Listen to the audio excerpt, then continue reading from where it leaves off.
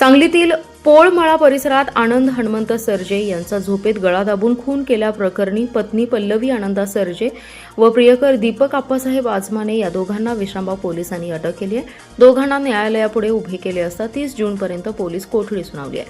मृत आनंद हा दारू पिऊन सतत त्रास देत असल्यामुळे त्याचा खून केल्याची दोघांनी कबुली दिली आहे।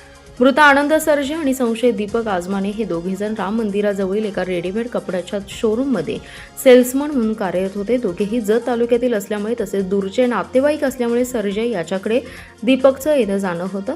आनंद याला दारूचे व्यसन असल्यामुळे तो दारू पिल्यानंतर घरी येऊन पत्नी पल्लवीला सतत त्रास देत होता। त्यांना 2 मुले असून त्यापैकी एक बाळ लहान आहे। आनंदच्या घरी येणं जाणं असल्यामुळे पल्लवी आणि दीपक यांच्यात प्रेम संबंध जुळला। दीपक हा पल्लवीला होत असलेला त्रास बघून तिला आधार देत होता। गुरुवारी रात्री आनंद आणि पल्लवी यांच्यात वाद झाला। त्यानंतर तो झोपी गेला तेव्हा पल्लवीने प्रियकर दीपकला बोलावून घेतलं। तो आल्यानंतर दोघांनी झोपेत असलेल्या आनंदा याचा हातपाय ओढणीने बांधून हाताने गळा दाबून खून केला। खुनानंतर पल्लवीने नातेवाईकांना बोलावून पती बेशुद्ध पडल्याचं सांगून सिव्हिलमध्ये उपचारासाठी दाखल केलं, परंतु डॉक्टरांनी त्यास मृत घोषित केलं। परंतु वैद्यकीय तपासणी दरम्यान आनंदाच्या मृत्यूबाबत संशय निर्माण झाला, त्यामुळे मिरजेत शवविच्छेदन करण्यात आलं। शवविच्छेदनानंतर आनंदाच्या नातेवाईकांनी गुड्डापूर येथे गावाकडे अंत्यसंस्कार केले। दरम्यान मृत आनंदाच्या गळ्यावरील ओरखडे पाहून संशय निर्माण झाला होता, त्यामुळे विश्रामबाग पोलिसांनी स्थानिक गुन्हे अन्वेषणाच्या पथकाने तपास सुरू केला। पत्नी पल्लवी आणि प्रियकर दीपक यांच्याविषयी संशय निर्माण झाला। दोघांना ताब्यात घेऊन कसून चौकशी केल्यानंतर त्यांनी आनंद हा दारू पिऊन त्रास देत असल्यामुळे त्याचा गळा दाबून खून केल्याची कबुली दिली।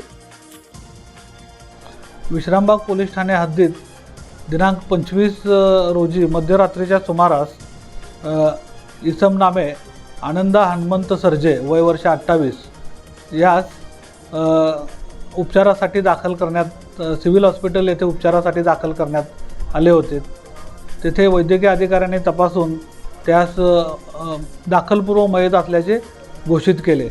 त्याचे पोस्टमॉर्टमकरिता पाठवण्यात आल्यानंतर त्याच्या गळ्यावर नखाने ओरबडल्याच्या खुणा असल्याचे दिसून आले।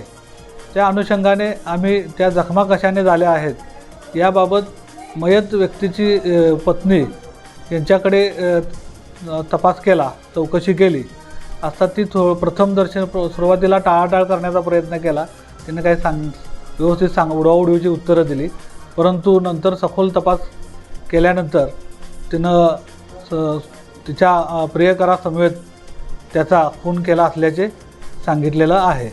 सदरचा मयत व्यक्ती हा तिला वारंवार दारू पिऊन त्रास देत होता, या कारणाने तिनं त्याचा खून केला असल्याचं सांगितलं। सदर महिलेविरुद्ध व तिच्या प्रियकराविरुद्ध विश्रामबाग पोलीस ठाणेकडे खुनाचा गुन्हा नोंद करण्यात आलेला असून सदर महिलेस व तिच्या प्रियकरास अटक करण्यात आलेले आहे। त्यांना न्यायालयासमोर हजर करण्यात आलेले असून न्यायालयाने त्यांना 4 दिवसाची पोलीस कोठडी रिमांड दिलेला आहे।